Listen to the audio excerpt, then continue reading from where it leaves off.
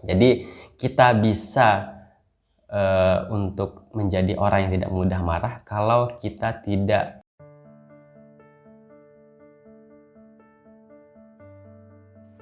Halo, balik lagi di Ngomongin Buku. Kali ini kita akan ngomongin satu buku yang baru saja selesai saya baca di liburan lebaran kemarin. Buku tersebut berjudul How to Keep Your Cool, sebuah panduan klasik mengelola amarah. Buku ini merupakan kumpulan tulisan Seneca, salah satu filsuf Stoa ataupun Stoikisme. Nah, di buku ini ia membahas tentang persoalan amarah. Secara garis besar, buku ini terbagi menjadi dua pembahasan besar. Yang pertama adalah pembahasan tentang betapa buruknya amarah atau dampak-dampak buruk yang ditimbulkan oleh amarah. Dan kemudian pembahasan kedua, setelah kita mengetahui bagaimana besarnya dampak buruk yang ditimbulkan oleh amarah, maka pembahasan berikutnya adalah tentang kalau kita sudah tahu dampak buruknya, lalu bagaimana cara mengendalikan amarah ini agar kita tidak merasakan atau menemui dampak-dampak buruk yang ada tersebut.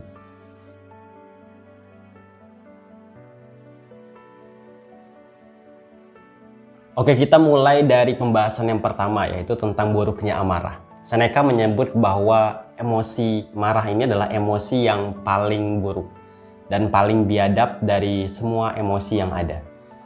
Amukan, kekacauan, peperangan, tawuran, perkelahian, penyiksaan hingga perang itu berawal atau muncul dari emosi amarah ini. Kalau mau diumpamakan, kata Seneca, amarah itu bagaikan gedung runtuh yang jatuh menimpa segala sesuatu di sekitarnya. Jadi kalau kita lihat gedung runtuh, itu kerusakan yang ditimbulkannya itu begitu cepat dan merembet ke banyak hal yang ada di sekitar gedung tersebut. Nah, begitu juga marah kalau kita tidak bisa mengendalikannya, kerusakan dan masalah yang ditimbulkannya akan merembet ke banyak hal dalam waktu yang begitu cepat. Contoh paling mudah ialah orang yang berkelahi.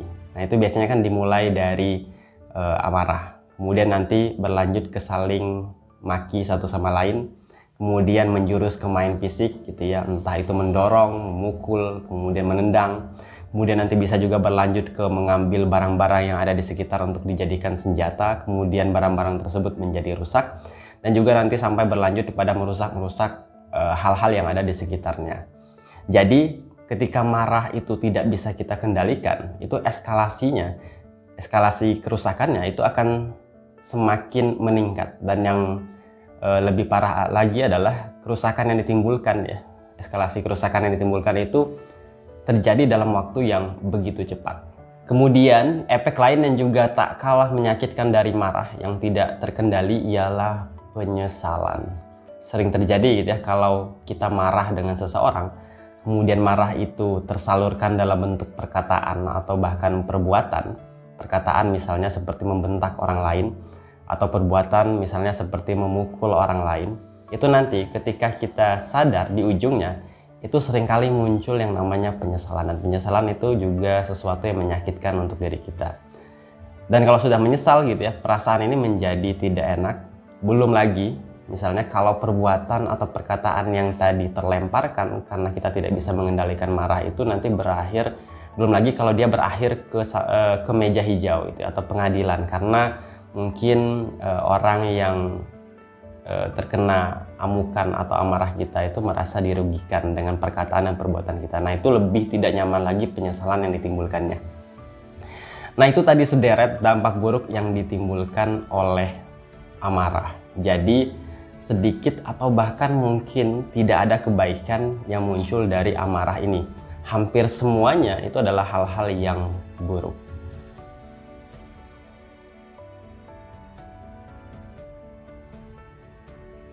Oke, kalau kita sudah tahu betapa buruknya marah ini tadi seperti pembahasan di atas, terutama ketika dia tidak bisa kita kendalikan, maka pertanyaan berikutnya adalah bagaimana cara mengendalikan marah ini.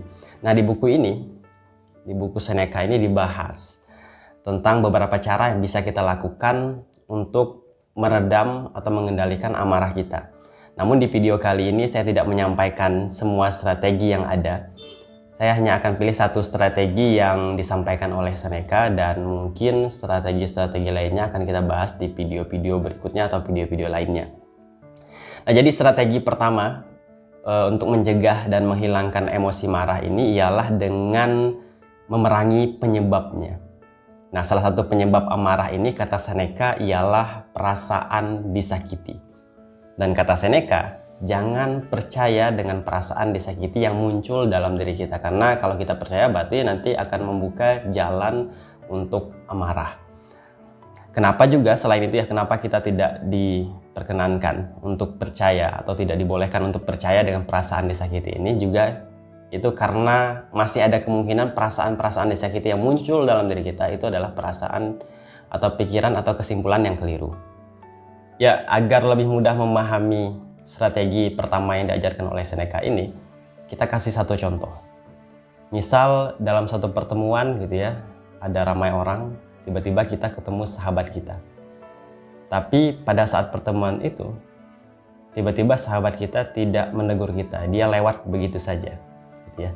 Nah, ini biasanya kan akan mulai muncul pikiran negatif atau penilaian negatif terhadap sahabat atau terhadap orang tersebut. Entah pikiran yang kemudian membisikkan kita bahwa sahabat kita ini adalah orang yang sombong karena tidak menegur kita ketika lewat di hadapan kita, atau pikiran atau penilaian negatif yang kemudian membisikkan kita bahwa sahabat kita ini adalah orang yang tidak menghargai kita karena lewat begitu saja, dan penilaian-penilaian negatif lainnya. Nah, penilaian-penilaian negatif inilah yang kemudian nanti memunculkan perasaan disakiti. Ketika sahabat kita lewat begitu saja dan kita menilai bahwa dia orang yang sombong, itu akan ada muncul perasaan disakiti. Atau ketika kita memilih penilaian bahwa sahabat ini yang lewat dan tidak menegur kita ini adalah orang yang tidak menghargai kita, itu nanti akan muncul perasaan disakiti.